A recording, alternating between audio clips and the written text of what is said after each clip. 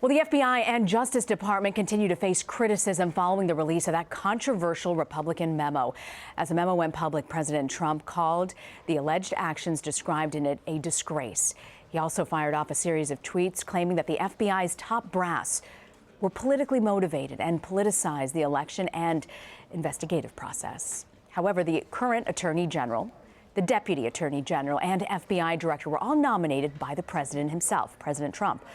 FBI Director Wray last week defended his agency's work. Attorney General Jeff Sessions, however, has been accused of not defending the DOJ or the FBI. For more now, I'm joined from Washington by CBS News Justice reporter Paula Reid. Paula, how exactly has the Attorney General responded to all this criticism against his own department?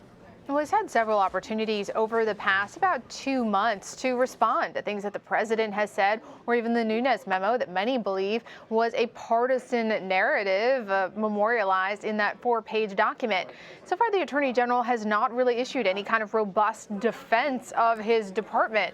In fact, just last week after the Nunes memo was released, he described it, quote, as an issue of great importance for the country. Now, he gave a nod to the rank and file, but this was a sharp contrast compared to how his deputy, Rod Rosenstein, or even the FBI director had described this memo. Both of them had opposed its release, said it was unfair to the FBI because it omitted so much information. And just 2 weeks ago, Sessions was saying similar things about this memo. He said, quote, I don't see criticism from Congress as necessarily a bad thing. Sunlight is the best disinfectant, he said. So he's really kind of suggesting that what Nunes was doing with that memo, what Congress was doing with its dueling memo, was good for the Justice Department. And again, this stood in sharp contrast to the Deputy Attorney General and the head of the FBI, who believe that these were actually partisan attacks, unfairly trying to undermine the credibility of the Justice Department. So, Paula, is there a sense as to why he hasn't been more vocal? Well, sources tell me that he's afraid to be fired, really. I mean, there are certainly validity in saying that the Justice Department is open to criticism, but really he loves this job. He said on the record repeatedly that this is far beyond anything he could have imagined for himself. And as Attorney General, he's actually been quite effective in implementing many policies that he championed in the Senate but was not really able to pursue, specifically when it comes to immigration. Border crossings are down. He's been able to staff up the immigration courts. He's also been able to sort of fight with so-called sanctuary cities, trying to withhold funding from them. So he has actually been quite an effective Attorney General in terms of delivering on the Trump campaign's promises. And that to him seems to be the priority. And he doesn't seem to be willing to sort of go to the mats to defend the Justice Department while he's able to be so effective in what he has said is his dream job. Afraid to be fired, Paula? I mean, the Department of Justice is supposed to be this independent entity. I mean, how is that supposed to be enacted? I'm curious how the rank and file folks at the Justice Department and the FBI feel. Have you had a chance to speak to any of them?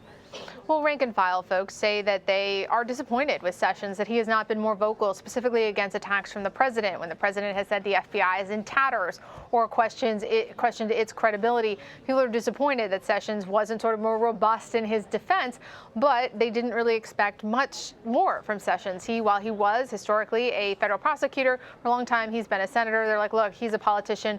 We didn't expect much more than that. I'll also tell you, though, there were plenty of rank and file gripes about Attorney General Loretta Lynch and Eric Holder, but those tended to be specific to policy and not how they defended the Justice Department as a whole. Yeah, no, there seems to be a difference in that one. There was an interview that caught our eye. It was published by Attorney General Sessions where he addressed the exit of FBI Deputy Director Andrew McCabe. And I'm quoting here. It says, well, I have believed it was important to have a fresh start at the FBI. Can you translate that? What was he talking about there? Exactly. There he's sort of referring to the change in leadership. You've seen not only FBI Director James Comey being fired, but also his number 2, Andrew McCabe. He left the FBI just last week. Now, it is expected that once Christopher Wray came in to lead the FBI, that he would want to fill his office with his own people, that he probably wouldn't retain the number 2, Andrew McCabe, for too long. But there are a lot of questions about why McCabe got pushed out. There have been a lot of partisan attacks on Deputy Director McCabe and whether or not he should have recused himself from the Hillary Clinton email investigation. He's also been a talking point for the president in his many attacks on the FBI. There's an internal Justice Department investigation going going on into this issue.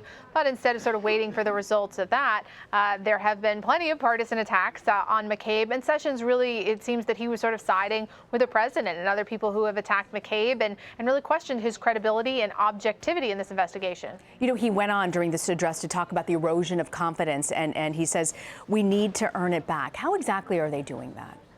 Well, Sessions would argue that you get it back by just putting your nose down and doing the work, right? Keep your head down, do the work in a nonpartisan way. But one could argue, I cover the Justice Department day in and day out. They have certainly been the focus of two of the most contentious, controversial investigations, the Clinton email investigation, now the Russia investigation. That brings out a lot of partisan attacks, certainly. But a lot of it right now also seems to be driven by these sort of partisan activities in Congress, releasing these dueling memos when usually Congress doesn't release classified information, sensitive intelligence information that these federal agencies share. So it seems that they really are caught in the crosshairs of a lot of sort of partisan activities. And Sessions, instead of defending them against it, just says, look, go forward and do the work and we'll repair the damage going forward. Boy. High drama there at DOJ. More drama than a Spanish telenovela, Always. Paula. Except Always. real lives are at stake here. Paula Reid, thank you so much for joining us, Paula.